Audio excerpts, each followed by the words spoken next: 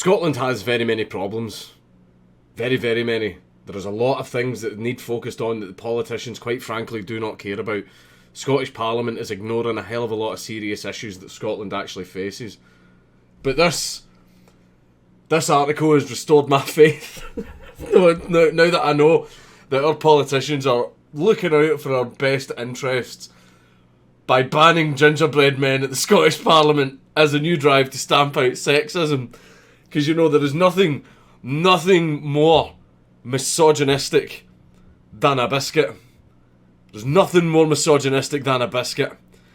Right, the gingerbread men are replaced by gingerbread persons in Scottish Parliament. The Parliament coffee shop renamed the sweet treat in case it causes offence. Well, you don't get to decide a person's gender. How, shouldn't we let the gingerbread men decide for themselves? It's not up to the state to decide your gender or identity. That is up to you.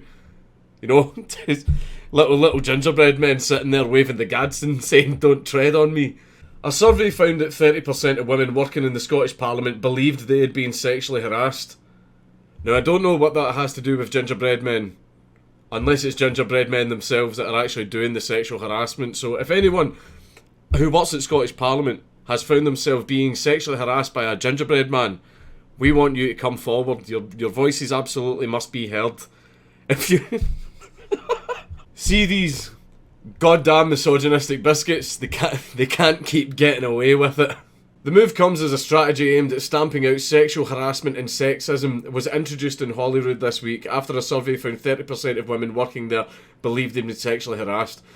So the way that they think, I think that they think the link from that comes from either it's the gingerbread men themselves that are doing the sexual harassment, or men who work at the Parliament who are going, you know, to the canteen to get themselves something to eat, see a gingerbread man and that inspires them to sexually harass women.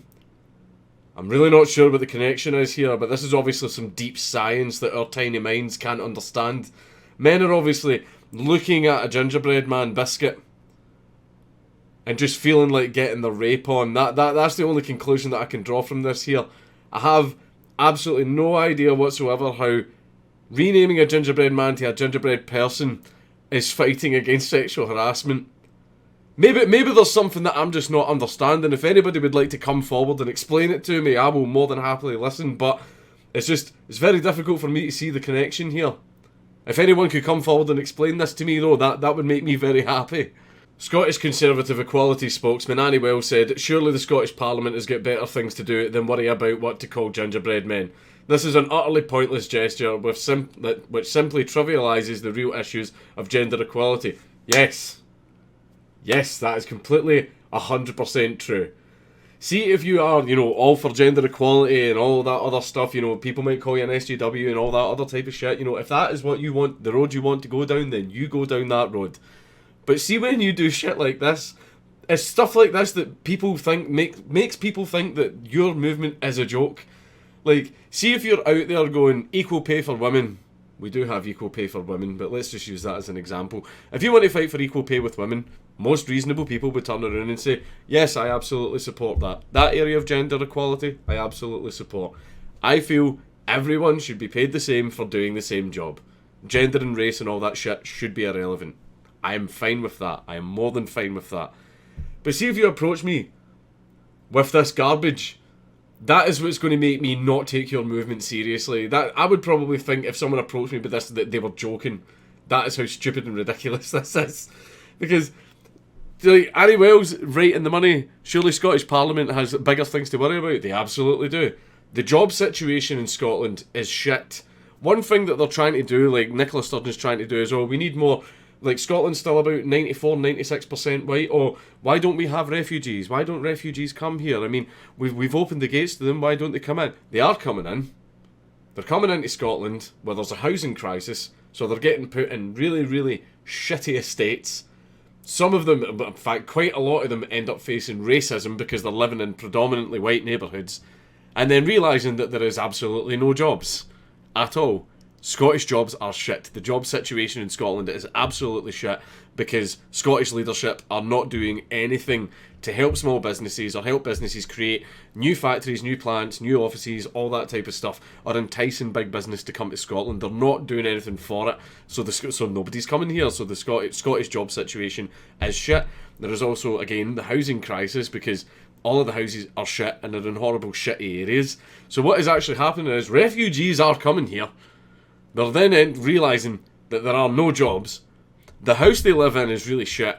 It's in a really shitty, dangerous area where they're probably going to get attacked for their race or, because of the fact that they're seen as a scrounger, even though the only reason that they're on welfare is because there are no jobs, and everyone's like, goddamn refugees, taking all the money from welfare while the refugees sitting there going, well, where are all the fucking jobs then, mate? So what the refugees then do, obviously, is leave.